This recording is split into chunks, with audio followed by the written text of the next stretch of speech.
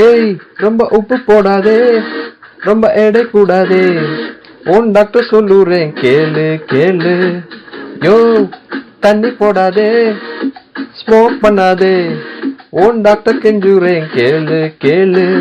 A my dear patient, நீ மனசு வச்சா பிபி குறைச்சிடலாம், நெஞ்ச காப்பாத்திடலாம்.